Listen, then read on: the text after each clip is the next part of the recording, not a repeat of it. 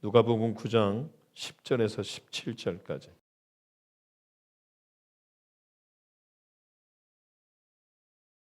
제가 그 니나 시몬이라고 하는 그 여 가수의 그 흑인 가수인데 노래를 하나 이렇게 들은 적이 있습니다. 하도 이 가사가 너무 간단한데 뭐라고 할까요? 찔리는 게 좀 많습니다.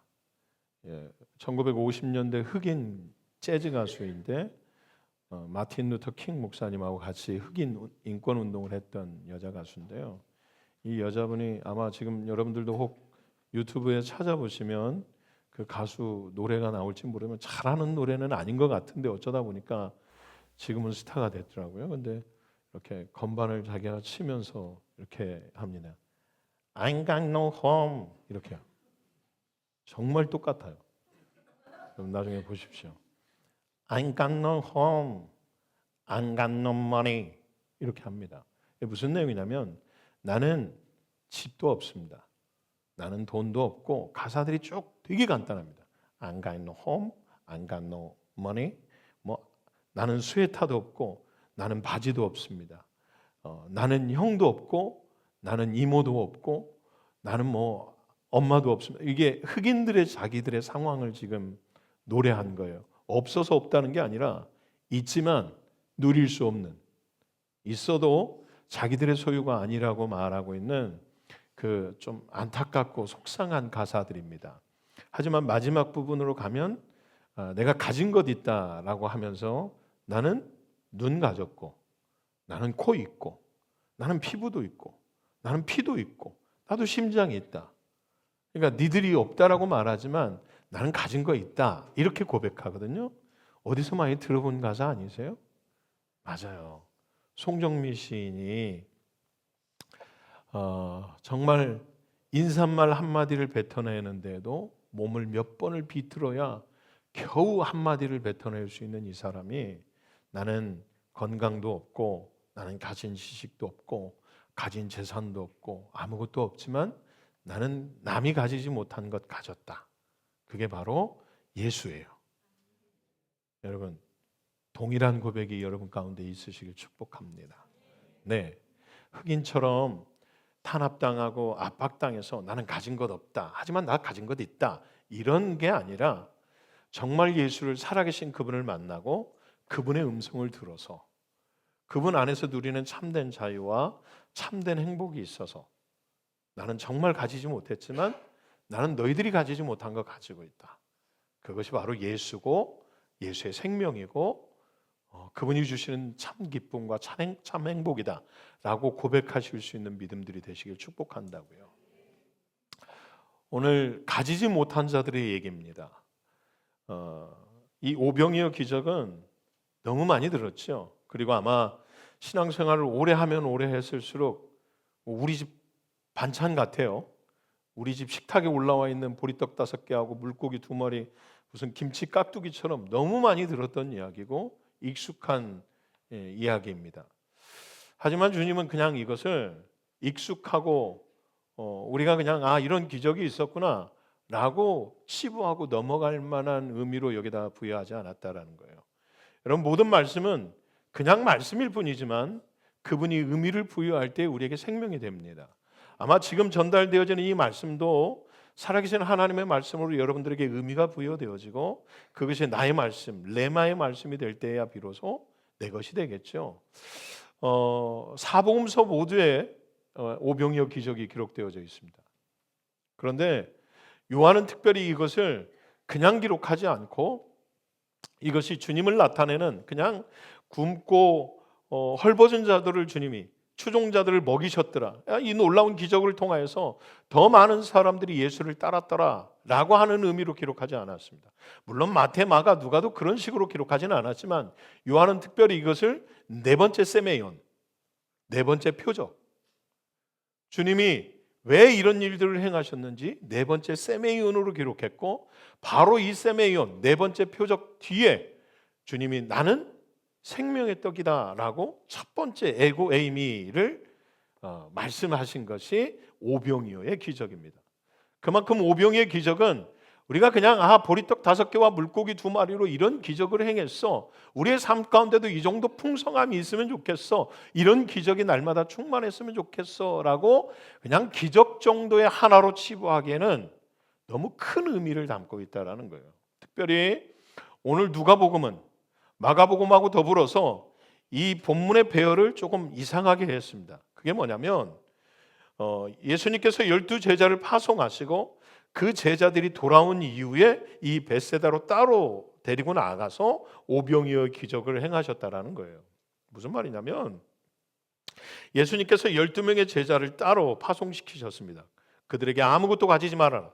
지팡이도 가지지 말고 배낭도 가지지 말고 두보옷, 여분 옷도 가지지 말고 아무것도 가지지 말아라. 먹을 것도 가지지 말고 가서 뭐 해야 되는 거냐면 예수 그리스도의 이름으로 귀신을 내어쫓고 예수 그리스도의 이름으로 병든 자를 고치고 더 나아가서 하나님 나라를 복음을 선포해라 라고 하는 것이 그들이 부여받은 사명이었습니다.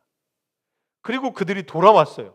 오늘 본문에 나와 있는 것처럼 그들이 돌아와서 그 일들이 있고 난 다음에 따로 제자들을 데리고 벳세다들로 갔어요.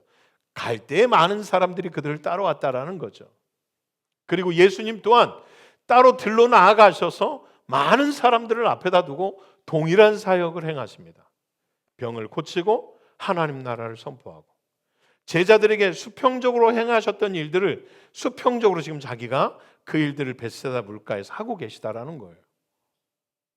그래서 마가나 누가는 이 일들을 이렇게 평행적으로 배열시켜서 지금 예수님이 하는 일들이 제자들이 나아가서 행했던 일들하고 동일하다라고 하는 의미로 그렇게 기록했습니다. 날이 저물어 갑니다. 그 일들을 바라보고 있던 제자들이 선생님, 이제 이 사람들을 보내서 마을로 가서 먹을 것을 좀 먹고 오게 합시다 라고 현실적인 제안을 합니다. 맞죠? 왜냐하면 이 사람들을 다 먹이려면 200데나리온, 1년 연봉입니다, 여러분. 건 1년 연봉. 한 데나리온이 하루 품삯이니까 200일 품삯이면 우리가 일 못하는 날 뭐 이것저것 다 빼면 건 1년 연봉 아니겠어요? 그 정도나 돼야 겨우 먹일 것 같습니다 라고 했으니까 제자들이 바라볼 때 이 사람들을 자기들이 책임지는 건 불가한 일이에요. 그러니까 현실적 제안을 한 겁니다. 마을로 가서 먹을 것을 사 먹고 다시 모이게 합시다. 아주 현실적인 제안이었지만 주님 볼 때는 그게 통하지 않습니다. 이상적인 답변을 하십니다. 너희가 먹을 것을 주어라. 요한은 여러분 이걸 빌립을 시험하려고 했다라고 말씀하십니다. 빌립에게 너희들이 먹을 걸 사서 주어라. 시험하려고 그러셨대요. 그랬더니 빌립의 대답이 어떻게요? 이 많은 사람을 어떻게 우리가 다 먹입니까? 이 어마어마한 돈을 들여서 사도 겨우 먹일 것 같습니다. 그냥 답변이 너무 현실적이고 그러니까 옆에 있던 친구가 안 됩니다. 선생님, 자기가 낚아채서 자기가 대신 답변합니다. 제가 이걸 보면서 가만히 생각해요. 지가 왜 나섰을까? 자기가 왜 나섰을까? 자기 친구였던 빌립을 보호하고 싶었을까? 너무 현실적인 답변, 너무 세상적인 답변에 혹여라도 예수님의 불호령이 떨어지는 걸 막고 싶었을까라는 생각이 들었습니다. 하지만 무엇보다도 요한의 말을 빌리자면 주님이 너희들이 먹을 것을 주어라 라고 말씀하시는 이거는 분명한 의도가 숨어 있습니다. 빌립만 시험하신 것이 아니라 12명의 제자들을 다 시험하신 거라는 거예요. 그러겠죠? 왜요? 방금 전까지 이들이 하고 돌아온 일들이 그냥 보통 사람이 행할 수 있는 일들은 아니거든요. 놀라운 능력을 행했다니까요. 예수의 이름으로 귀신을 내어 쫓았고 예수 이름으로 병든 자를 고쳤습니다. 하나님 나라의 복음이 선포되어지는 걸 봤어요. 그리고 돌아왔던 이들이 거기 모여있는 사람들을 바라보면서 지극히 현실적인 방법을 제안했다니까요. 우리가 어떤 상황과 문제 앞에서 문득 드는 생각은 솔직히 영적인 것보다 인간적인 생각, 현실적인 생각이 들 때가 더 많죠. 제자들도 동일했을 것 같습니다. 그런데 그들이 간과한 사실이 하나 있다고 한다면 만약에 이 사람들을 돌려보낸다라고 하는 건 죽으라는 소리나 다름없는 것이라는 거죠. 이들을 돌려보내는 건 지금 예수를 따르겠다고 지금 따라온 이 추종자들은 사실은 유대교에서는 출교해도 무방한 사람들입니다. 그렇잖아요. 우리 요한복음에 나와 있는 것처럼 날 때부터 소경된 자가 고침받았을 때 부모들조차도 이 아이가 정말로 날 때부터 소경된 자냐라고 하는 물음에 자기들이 출교되는 것이 두려워서 그건 우리가 할 바 아니다. 우리는 잘 모르겠다. 자기가 자기 뱃속으로 나온 자식인데도 불구하고 그 기적을 용납하고 또는 밝힐 수 없었던 것은 유대교에서 출교당하는 것 자체가 곧 죽음이라는 거예요. 단순히 여러분 한 종교에서 쫓겨남 정도가 아닙니다. 민족성이 말살되어지는 거고 결국 그들이 가진 정체성 자체가 무시되어지는 겁니다. 먹고 사는 것 그리고 모든 삶이 제한받을 수밖에 없는. 그런데 이들을 돌려보내야 된다는 거예요. 지금 당장 먹을 것이 없어서, 지금 당장 이들을 돌볼 수 있는 힘이 없어서 제자들이 제안한 건 지극히 현실적인 겁니다. 이제는 가서 얘네들 스스로 먹고 사서 먹고 돌아오게 해야 된다는 거죠. 우리는 보호할 수 있는 능력, 우리는 이 아이들을 케어할 수 있는 능력이 없다라는 겁니다. 맞는 말 같습니다. 많은 사람들이 상황과 환경 앞에서 영적인 것이나 하나님의 방법을 찾는 것은 사실 쉽지 않습니다. 사실 쉽지 않습니다. 제일 먼저 드는 건 눈에 보이는 거고 제일 먼저 드는 생각은 인간적인 생각이 먼저 들 겁니다. 제자들도 동일했습니다. 방금 전까지 자기들이 어떠한 일들을 했는지 어떤 능력을 행했는지는 얘네들에게 이제는 안중에 없습니다. 계산되지 않습니다. 생각나지 않습니다. 능력을 행할 마음도 없습니다. 한번 누구든 대차게 나서서 지금까지 해왔던 대로 방금 전까지 우리가 복음을 전하면서 예수의 이름으로 기적을 행했던 것처럼 누군가가 대차게 나서서 성격 급한 베드로라도 나타나서 할 수 있습니다. 예수 이름이면 가능합니다. 이렇게 할 수 있을 터인데 누구도 하지 않습니다. 한 거라고는 안드레가 한 소년이 가진 도시락이 답니다 라고 현실적인 방법을 제안하는 것 말고는 제자들이 한 일이 없더라는 겁니다. 주님은 지금 제자들에게 뭔가를 시험하고 계십니다. 그런데 그 시험이 뭔가 얘네들이 기적을 행하고 정말 거기에 있는 수많은 사람들을 먹이고 예수님이 하신 것처럼 하늘으로 축사하시고 떡을 떼어서 많은 사람들을 먹이는 것, 그것이 주님이 바라는 게 아니라 누구든 대차게 나서서 지금까지 그래왔던 것처럼 이들이 방금 경험하고 돌아온 것처럼 예수 그리스도의 이름으로 하나님 나라를 확장시키는 것, 예수 그리스도의 이름으로 병든 자를 고치는 능력을 지금 이 자리에서 행하는 것, 예수 그리스도의 이름으로 지금 이 자리에서 귀신을 제어할 수 있는 능력만큼이나 그 많은 사람에게 배고픔을 해결하고 또 다른 방법으로라도 그들을 결집시킬 수 있는 무언가를 보여주기를 기대하셨는지도 모릅니다.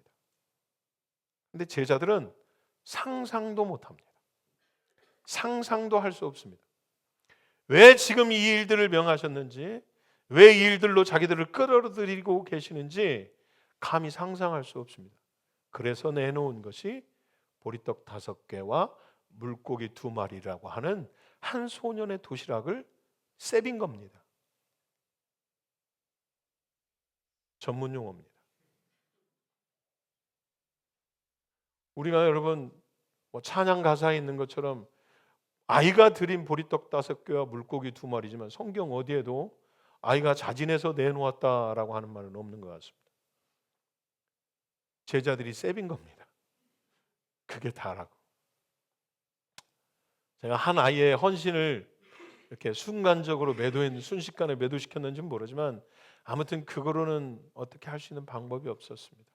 결국 무리를 지어서 앉게 하고 주님이 축사하신 후에 제자들에게 떼어서 나누게 하셨습니다. 어떻게 그 많은 사람들이 먹고 12광주리가 남았는지 제자들은 헤아릴 수 없습니다. 주님의 기적을 헤아릴 수 없습니다.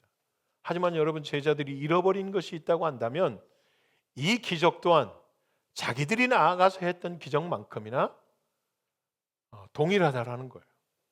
얼마 전에 나아가서 예수의 이름으로 귀신을 제어하고 병든 자를 고치고 하나님 나라를 선포했던 그 기적만큼이나 예수님이 행하시던 이 오병이어의 기적 또한 동일하다라고 하는 것을, 동일한 능력 안에 있다라고 하는 것을 감히 상상도 못하고 있다라는 거예요. 한순간에 주인공에서 조연으로, 아니요, 엑스트라로 전락해버리고 말았어요. 주님은 제자들을 주연으로 세워주고 싶으셨습니다. 어찌하든지 그들이 기적을 베푸는, 능력을 행하는, 왜요? 얼마 안 있으면 주님이 떠나실 거니까. 너희들이 지금까지 보고 배웠던 대로 이제는 그 일들을 행해도 무방하다라고 하는 마음이었는지도 모르겠습니다. 그런데 주인공으로 세워주고 싶었던 그들 안에 할 수 없음, 우리는 이 일들은 불가함이라고 하는, 지금까지 행해왔던 모든 것들은 싸그리 잃어버리고 그 많은 무리 앞에서 감히 상상할 수 없는 일이 되어서 심부름꾼으로 전락하고 말았어요. 그것조차도 기뻐서 히덕거리면서 웃으면서 날랐는지 모르지만, 여러분 그 뒤를 바라보면 이들이 행했던 그 오병이어 기적이, 엑스트라로 전락했던 그 일이 이들의 삶 가운데 어떤 영향을 끼쳤는지는 너무 자명합니다. 왜냐하면 그 일이 있고 난 다음에, 주님이 떠나시고 난 다음에도 이들은 자기들의 사명이 무엇인지 헤아릴 수 없습니다. 주님이 3년 반 동안이나 자기들을 데리고 다니면서 어떤 일들을 가르치시고 싶어 했는지를, 어떤 사명을 맡기고 싶어 했는지를 헤아릴 수 없다고요. 없어서 각기 제 갈 길로 흩어졌습니다. 그때 다시 찾아오신 주님이 이번엔 이렇게 말씀하십니다. 내 양을 먹이라. 너희들이 먹을 것을 주어라 라고 말씀하시던 것이 안 통했어. 다시 찾아오신 베드로에게 이제는 말씀하시는 거예요. 내 양을 먹이라. 이전에 통하지 않았던 것들을 다시 말씀하십니다. 베드로가 이 말이 어떤 의미인지, 어떤 말인지 그때도 헤아리지 못했는지도 모릅니다. 성령 받고 난 후에 그 말이 어떤 의미인지를 깨달아요. 그래서 먹이기 시작합니다. 그때서야 비로소 먹이는 게 어떤 것인지, 주님이 오병이어 사건을 왜 자기들 앞에서 일으키셨는지, 그리고 너희들이 먹을 것을 주어라 라고 말씀하시는 것이 어떤 의미인지 아마 성령 사건 이후에야 비로소 깨달았는지도 모르겠습니다. 그리고 얼마나 담대해졌는지, 지금까지는 그런 말 주변, 그런 언변, 그런 능력, 그런 지혜, 그렇게 해박하게 성경을 아는지 자기 스스로도 몰랐을 겁니다. 그런데 그가 풀어낸 설교에 수없이 많은 사람들이 회개하고 돌아오더라는 겁니다. 더 나아가서 기도하러 올라가다 성전 미문에 앉은 자가 달라는 요구, 무언가를 요구하고 있는 그 사람에게 내가 너에게 줄 것, 은과 금은 없거니와 내게 있는 것, 이제는 먹을 것을 너희가 주어라 라고 명령하셨던 그 이름, 예수 그리스도, 그 이름으로 내게 명하노니 일어나 걸으라 라고 손을 잡아 일으켜서 걷고 뛰고 춤추게 만들었다라는 거예요. 리빌드 하겠다고 한 달을 달렸습니다. 그리고 여러분의 개인의 심령들이 회복이 일어나고 이제는 경건한 가정으로 여러분의 가정 가운데 신앙이 회복되어지고, 아마 오늘 말씀은 제자들 그리고 성도된 여러분들에게 던져주는 도전인지도 모르겠습니다. 19년을 달려왔는데, 19년을 향해서 달려가고 있는데, 해분교회는 어디에도 편한 교회는 아닙니다. 누가 봐도 쉽게 접근하고 와서 그냥 편안하게 신앙생활할 수 있는 분명 그런 교회는 아닙니다. 와서 보면 그렇지 않은데 험악하기 짝이 없고 인상도 아주 험악하고 말도 심하고 그런 목사라고 소문은 나 있지만 경험해 보시면 되게 따뜻하고 착하고 좋은 사람이잖아요. 고맙습니다. 누구든 접근하기 편한 교회는 아닙니다. 하지만 제가 이 말씀을 준비하면서 이런 생각이 들었습니다. 후회하지 않는다. 나는 이것을 후회하지 않는다. 주님이 아무것도 남은 것 없는 것 같은 그 3년 반의 사역이 성령 이후에 놀라운 결과를 가져왔던 것처럼 나 또한 때로는 넘어지고 실패하고 잘못 가르친 것 같고 내가 뭘 했는지 스스로 자책하고 돌아왔지만 후회하지 않는다. 19년의 사역 동안 제자들을 키워보겠다고 먼저 제자가 되겠다고 애쓰면서 달려온 이 길을 나는 후회하지 않는다. 해븐교회가 단순히 교인들이 모인 곳이 아니라 성도들의 모임이요 제자들의 모임이 되게 만들어야 되겠다는 이 비전 나는 후회하지 않는다. 여러분 후회하십니까? 여기 남아있는 정도 되면 후회하지 않으니 모여 계실 거라고 믿습니다. 그런데 여러분 후회하지 않거든 명심하셔야 될 게 하나 있습니다. 이제는 너희가 먹을 것을 주라라는 겁니다. 제가 가르치고 제가 먹여줘야 되는 시대는 지나가는 것 같습니다. 유언이 아닙니다. 이제는 그 바톤이 제자된 여러분들에게 성도로 살아온 여러분들에게 세상을 향해서 제자를 향해서 가정을 향해서 자녀들을 향해서 여러분들이 먹을 것을 주어야 되는 그런 시대가 오고 있는 것 같다라는 것입니다.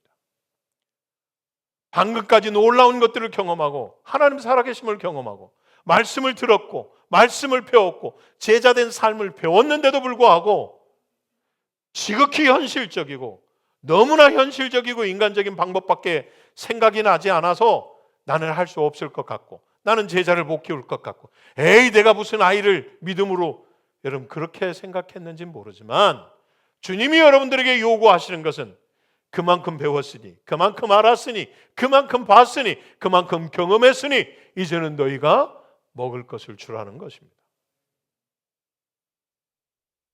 이 말들이 이 명령이 여러분 지금 쿵 하고 와닿지 않아서 내가 무슨 재주로 또 인간적인 계산이 발동되어져서 200데나리온이 있어야 겨우 내가 누군가를 가르칠 수 있을 것 같은데 먹일 수 있을 것 같은데 라고 하는 계산이 서셨다면 성령 하나님께서 여러분들의 마음을 만지셔서 성령 하나님께서 여러분들에게 찾아가셔서 베드로에게 그러셨던 것처럼 이제는 여러분들이 말씀을 선포하고 여러분들이 누군가를 가르치고 여러분들이 누군가를 먹일 수 있는 그런 제자가 되시길 축복한다고요. 아멘. 여러분들이 주셔야 될 때입니다. 언제까지 팔로워로 언제까지 따르는 자로 나는 누구도 먹일 수 없고 나는 그냥 주는 거 받아 먹을래. 언제까지 그렇게 사시렵니까? 살아있다고 한다면 성장해야 됩니다. 살아있는 존재는 성장하게 되어 있습니다. 내 성장이 멈췄다고 한다면 죽은 겁니다. 병든 겁니다. 여러분들의 성장 또한 동일하리라고 믿습니다. 정말로 믿음이 살아있다고 한다면 잘하셔야 됩니다. 교인에서 성도로, 성도에서 제자로, 제자에서 흘려보내는 자로, 세워주는 자로 성장하시길 축복합니다. 그래서 더 이상 누군가의 입에서 떨어지는 대로 누군가가 말하는 대로 그런 사람들이 아니라 조연들이 아니라 심부름하는 사람들이 아니라 여러분들이 직접 기적을 행하고 여러분들이 직접 그 일들을 맛보아 누릴 수 있는 제자들이 되시라는 겁니다. 목사가 주는 거 말고 여러분들이 리더가 주는 거 말고 이제는 여러분들이 직접 먹을 것을 주실 수 있는 믿음들 되시라는 겁니다. 알아서 잘하십시오. 알아서 잘하시라고 믿습니다. 그리고 언젠가 여러분들의 삶이 혹은 여러분들의 비전이 누군가에게 또 전달되어졌을 때 여러분들도 그렇게 말하십시오. 이제는 먹을 것을 너희가 주어라. 그런 믿음이 흘러가실 수 있기를, 세대에게 계속 흘러가는 교회가 되기를, 그런 성도가 되시기를, 그런 제자가 되시기를 축복합니다.